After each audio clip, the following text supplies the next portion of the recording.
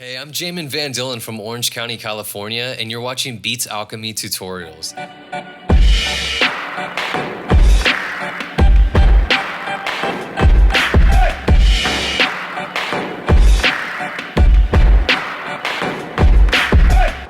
Today we're going to talk about what it takes to get good vocal takes.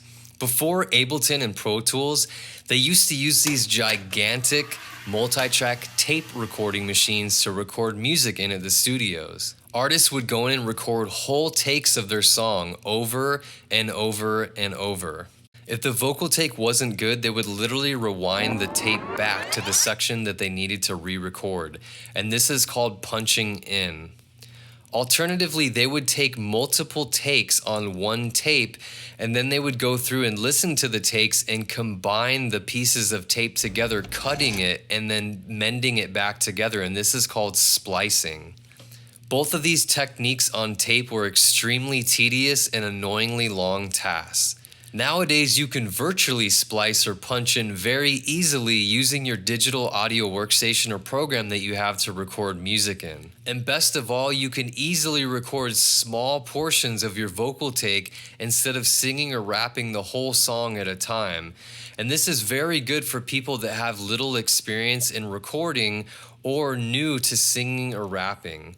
It gives you the ability to build up your endurance to recording. It's kind of like being able to run 5 miles when you're really out of shape, but only having to do a few hundred feet at a time, which gives you your best performance and fastest 5 miles throughout the entire race.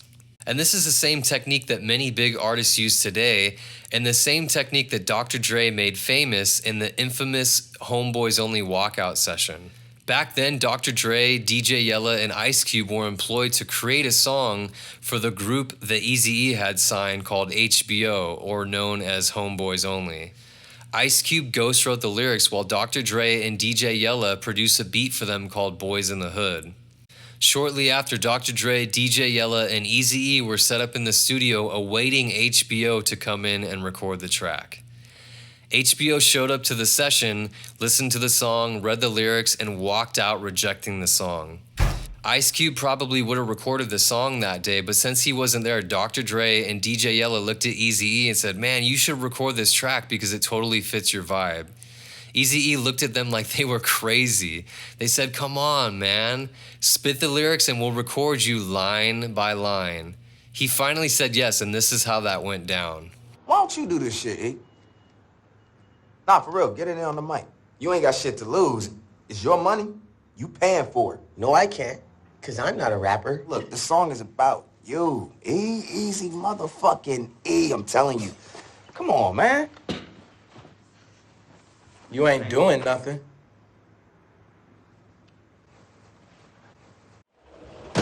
What are you doing? E, let me produce. Yeah. Let's go. Cruising down the street in my 6'4". You good. Just hit that first beat hard, man. You gotta come in on beat. Cruising down the street. You cruising. It's dope. But on beat. Again. All right? Let's go. You cruising. All right?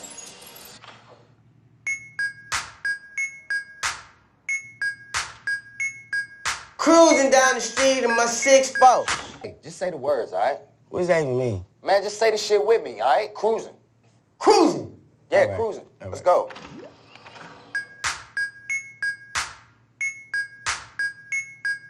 Dre, you know this shit ain't gonna never work. All right, you trying to be funny, but you see how you said that shit, right? Like you believe it? Yeah, I believe that shit. Then say this shit like you believe it, man. Like it's a motherfucking Sunday and you cruising down Crenshaw in a motherfucking 6'4". Come on, say that shit like you believe it, man. Like it's your words. Feel that shit. Stop playing around. Loosen the fuck up. There you go.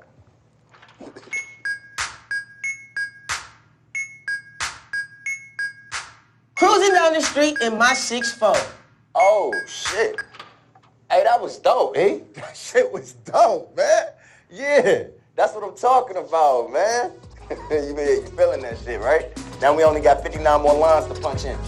But it's all good. We're going to get through it. Let's go on to the next one. Hey, you a fucking genius. You a fucking genius. So what's cool to take from that movie clip is the line-by-line recording technique that Dr. Dre walked Easy E through, and then him actually owning the energetic of that song. So what I want to do now is I want to teach you those same techniques right at your own home using your program. And so I'm going to be using Ableton because that's what I use, but the essence of what I teach you can be applied to any program. So here we go. First thing that we're going to do is we're going to import the instrumental so we can start recording.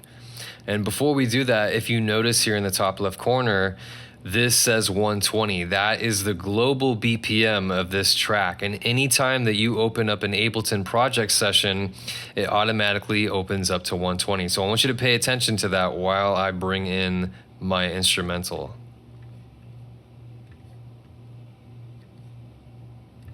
All right, so if you notice, it changed from 120 to 86.67. The reason why it's doing that is anytime that you pull in an audio file or an instrumental, Ableton automatically analyzes it with its algorithm and it gives you its best guesstimation of what it thinks it is. Most of the time it's really accurate and Ableton's algorithm is really amazing, but not always. So let's listen to this track first without the metronome or click track on, just to kind of get an idea of what we're hearing, and then we'll turn on the click track and see where it's at.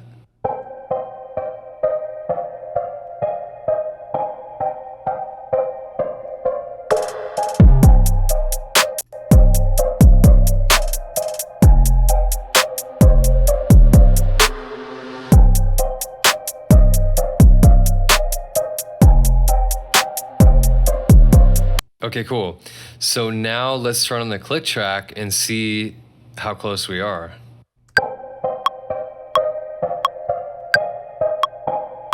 Okay, so it's a little off. It's a little too slow. So let's speed this up. Let's change this from 86 to 120. And then let's double click on this clip because anytime that you pull in something, it automatically turns the warp functionality on. So we don't want that on just yet. Let's turn that off and see where we're at.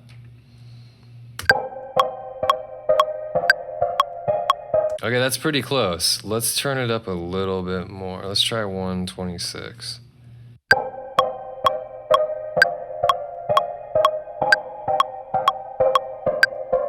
Okay, that was pretty close. It started to go off a little bit. Let's try 130.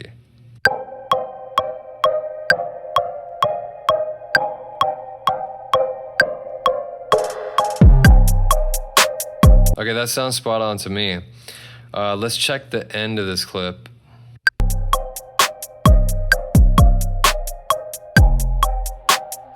Cool. All right, that was pretty spot on. So we're looking pretty good here. If you ever do have an instrumental and you pull it in and you get it right in the beginning, always make sure you check it in the middle and in the end with the metronome, because sometimes it can kind of start to move off track and it's not always as accurate, but that's the best way to check that. So cool. So now since we have that, let's move into setting up the locators and getting ready to punch in and punch out for recording.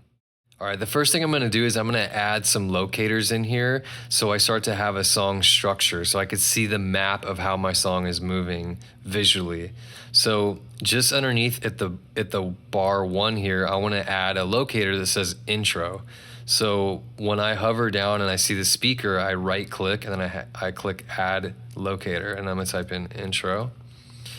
Now I'm going to do the same thing for bar 5 because my intro goes from bar 1 to bar 4. So starting on bar 5, I'm going to add another locator and I'm going to call this verse. So I only have a small clip and we're only doing a little portion of my song just to kind of give you an idea, but this can be applied to the whole song. And this sets you up for success because this gives you a great map view. Like let's say, for instance, this was where the chorus came in. Makes it really easy to see and identify what's what and what's happening in your song really quickly. And anytime that you double click on a flag here, it'll automatically play from that point like this. So that's super helpful. Okay, now we want to set up the punching. So we want to be able to come in and record at certain points. We want to be able to punch in and then punch out, stopping recording. So to turn on the punch in, you're going to click this button here. And then to turn on the punch out, you'll click that button there. And to determine where the recording punches in is determined on where you have your loop brace. So my vocals come in just a little bit before here. So I'm gonna put the loop brace just right here, and then I'll have it punch out here because we're gonna be recording line by line. So I'm only gonna be recording 4 bars at a time, and that's the beauty of recording line by line. So the recording will start here, it'll punch in, and then it will punch out where this loop brace ends. So I'll show you what that looks like. And we can arm the track here to record. I'm just gonna chat some gibberish just so you can kind of see the waveforms recording in.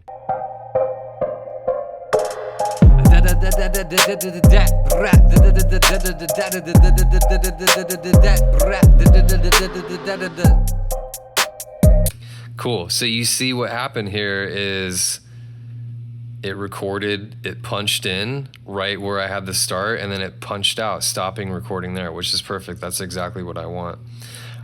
In this scenario, though, since we are recording line by line, I want to loop this because I want to record it over and over and over. You know, back in the day when they would punch in, they would record the whole takes of the whole song over and over and over. They do a whole take. But since we're only doing line by line, we're doing a small portion.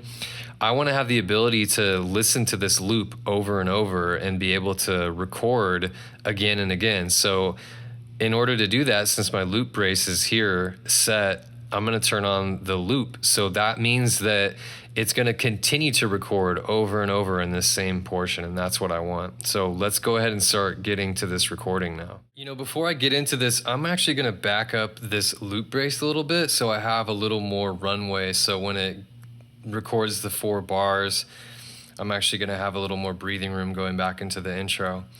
And then you'll probably notice that as I go through this and do take after take, I typically start to drop more into the song, which is kind of normal. Like, don't think that, you know, you have to go into these things like doing the first take and it being perfect. Like, that's just unrealistic. And then second, I will be recording into a channel that has no effects or anything, but when I play it back, I like to listen to it with all the effects and all the sauce and stuff on the vocal track. I like to listen to my songs as I record with the effects on my vocals because it helps me get an idea of what the song is going to sound like at the end of it. So that's how I do it. Not everybody does that, but I don't really care because it works great for me. So anyways, let's get rocking with this.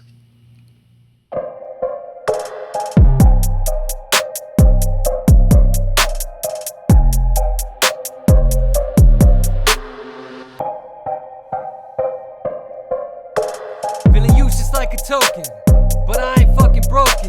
Internally exploding, watching acts decomposing. Feeling used just like a token, but I ain't fucking broken. Internally exploding, watching acts decomposing.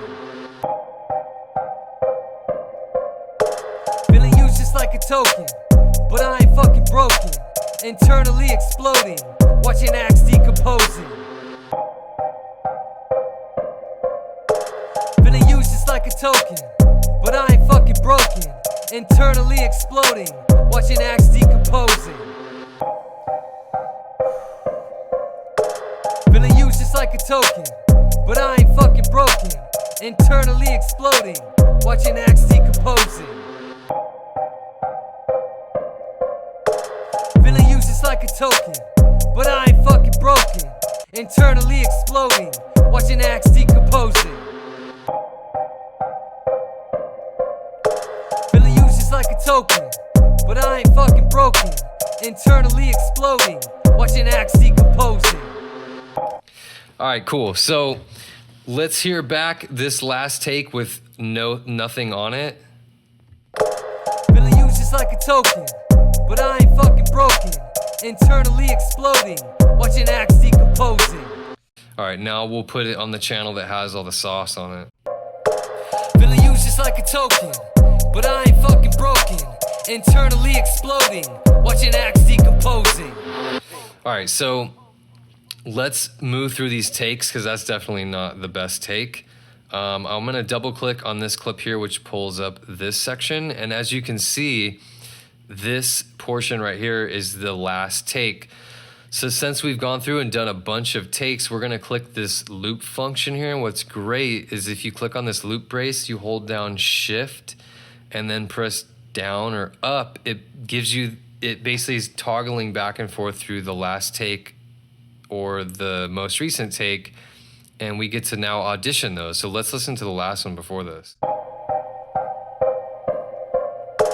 Feeling used just like a token, but I ain't fucking broken. Internally exploding, watching acts decomposing. That's not bad. Let's listen to some other ones. Feeling used just like a token, but I ain't fucking broken. Internally exploding, watching acts decomposing. That one's really good. Let's hear some more. Feeling used just like a token, but I ain't fucking broken. Internally exploding, watching acts decomposing. Cool. All right, that's not bad either. Feeling used just like a token, but I ain't fucking broken. Internally exploding, watching acts decomposing. Well, that one's really good. All right, so what I'm listening to here is I'm listening in for the timing, and then I'm also listening in for like the tone, which is like the best take. So this one's pretty good, like all around. Let's listen to it again. I'm sure there's some pieces in here that like timing wise could be cleaned up a little bit. Let's listen to it though. Feeling used just like a token, but I ain't fucking broken. Internally exploding, watching acts decomposing. That's not bad. I actually could probably live with that. What we can do though is, let's see. Feeling used just like a token, but I ain't fucking broken. Internally exploding, watching acts decomposing. Like for instance, the part where it says exploding, that P kind of, it was a little bit loud. I can turn the volume down on it, but let's find another take that sounds better. So this is a cool little trick. So right here in this functionality, I just basically highlighted the sections of those words and then I spliced it. I cut it by just pulling up.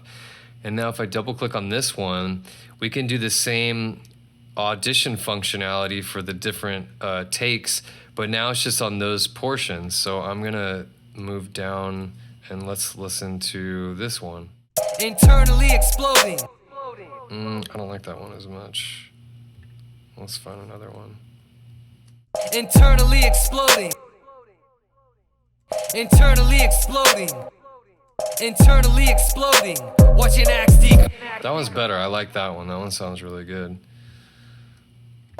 Feeling used just like a token, but I ain't fucking broken. Internally exploding. Watching acts decomposing. That's cool. You know what? Just for fun, I think there might be a better take of the first couple lines. So let's splice this like we did with the other one, and then let's swap it out with a different take. So see, essentially, we're just doing like what they did with the tape. We're going through and we're splicing the different takes, and then we're taping them back together, essentially, which is awesome. Feeling used just like a token. Feeling used just like a. Feeling used just like a token. Feeling used just like a token, but I ain't fucking broken. Ooh, I like that one. Feeling used just like a token, but I ain't fucking broken. Internally exploding, watching acts decomposing. All right, we put some pieces together now, and it's looking pretty good. Feeling used just like a token. Awesome. So there you have some solid takes from a couple lines of my first verse from my song. And you get the idea. You can apply what I taught you to your entire song now, just like the pros do, and just how Dr. Dre taught Easy E. So I hope this video is super helpful for you. If you have any questions, please comment below, like the video, and make sure to subscribe. Peace.